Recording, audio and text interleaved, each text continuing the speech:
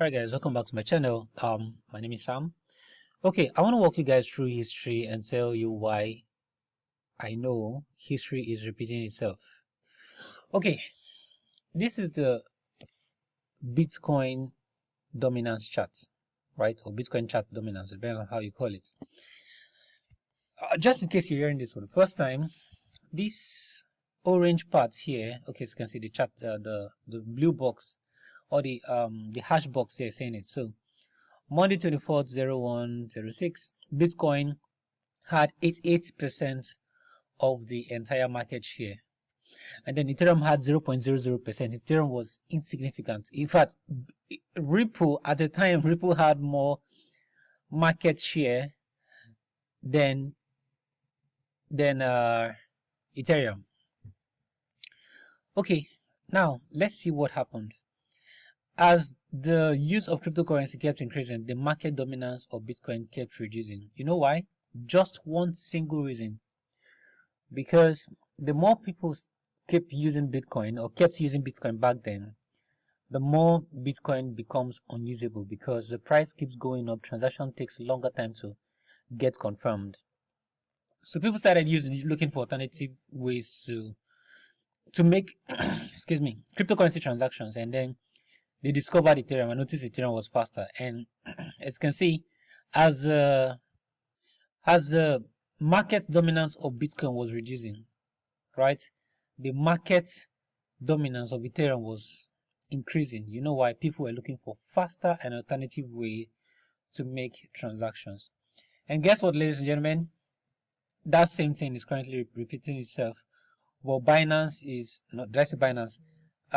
CoinMarketCap is currently not showing all the details right here. They are not showing all the details right here.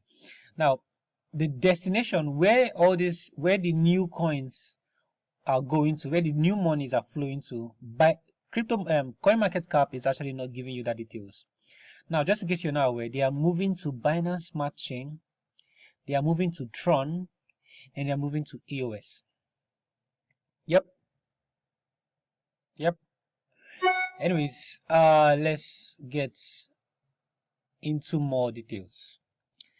So in the news that came out February 11th, Ethereum-based social media project shuts down as Ethereum fees approach new highs. Now, if you've been following my channel for a long time, I've been saying this for well over 100,000 years, right? So what that means, I've been saying that for a long time. You can't build social network on Ethereum, and people don't listen.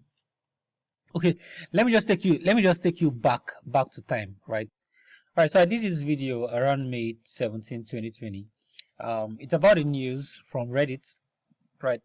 Reddit launches token on Ethereum, Reddit launches token on Ethereum. When I saw this news, I was like, why would you want to launch your token now on Ethereum? Ethereum cannot handle the transactions. I said that in the video, right? And then guess what happened? The next month, just the next month, Reddit asked the Ethereum community for help to scale tokens for 430 million users. Now the issue is this, and people, I don't know if they are blind, right? Of course, don't get me wrong, I've done videos saying Ethereum is going to get to $2,000, right? And when I did that video, Ethereum was just $190 thereabouts, and Ethereum is going to hit $5,000. That is for sure. You know why? Because Ethereum has what is called the first mover advantage, and that's the same thing Bitcoin has. Not because its technology currently is way better, right? So, and the same thing has been happening, and of course, all of these guys are trying to hide the truth. So pending when Ethereum 2.0 is live, Ethereum 1.0 right now is a complete mess. So Ethereum-based social network project shuts down as ETH fees approach new highs, right? So pending when Ethereum 2.0 is out, Ethereum right now is pretty messed up, and I won't advise anyone to build a Dapps on Ethereum pending when this is fixed. But the question is, if they are moving out of Ethereum, where are they going to? Now, Finance Redefined, I think this news came out on 11 too. Finance Redefined is the escape from Ethereum. Oh, sorry, is this escape from Ethereum? February 3 to 10. Everyone's trying to jump shipped from Ethereum's layer 1 apparently. Oh, I'm surprised this is coming from Cointelegraph because they are huge Ethereum fans. All right. It seems that this week, finally, the community has had enough of Ethereum gas fees. That's obviously a bit of hyperbole, as gas fees are highly, precisely because, hope I pronounced that right, precisely because people are willing to pay such a premium for Ethereum block space. Just in case you're not aware, block space is the block. Every transactions are stored in the block, so you want to have your transaction confirmed faster, you have to pay more fees. That means it's not first come first serve, it's who has the highest money, and that's not supposed to be so. But we are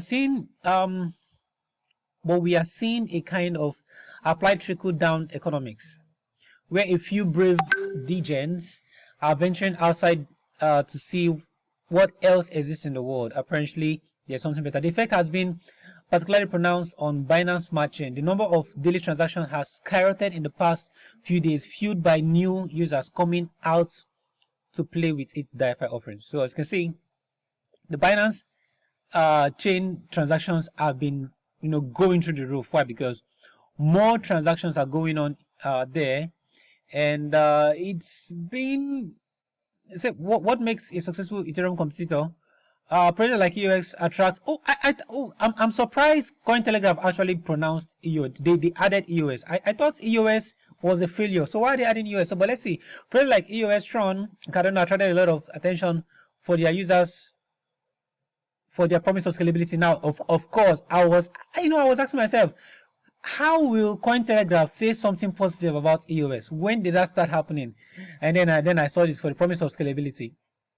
Now this makes it look like it's not. EOS, Tron, Neo, Cardano are not fast. Of course, Cardano is out of the picture because currently you can't build smart contract on Cardano, but you can build smart contract on Tron. You can build smart contract on EOS. Now, like I told you in the beginning of the video, the people who behind Cointelegraph are heavy Ethereum investors, right? So they said promise to make it look like these projects are not completed, and that's a big lie. Okay, with the exception of Cardano, which to this day has not fully launched. Oh, I just said that earlier. All of them offer a more scalable environment for Dapps. Oh, they finally said the truth. Though that is achieved at the cost of world decentralization. This is a complete lie, right? As far as I'm concerned, EOS is even more decentralized than Ethereum. That's another topic. That's a topic for another day.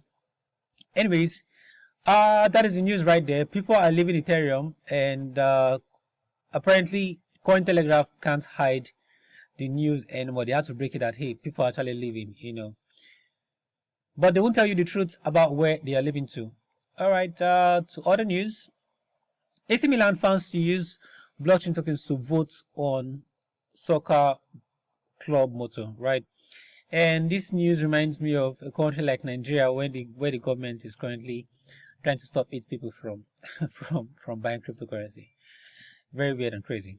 The last news I have for you guys this morning in this particular video: America's oldest bank, BNY Mellon, will custody Bitcoin. Now, even though this is a good news, for cryptocurrency as a whole, it's not a good news to me because, why would you want to put your money in the bank? Right? You've seen the mess that the banks have been doing over the years, and we actually predicted this is going to happen. That in the nearest future, banks will start telling you they want to store your Bitcoin or your cryptocurrency. And my advice to you is, don't fall for it. All right? Don't ever fall for that. Alright guys, so that's all I have for you guys today. Please do make sure to subscribe to the channel and like this video. Alright.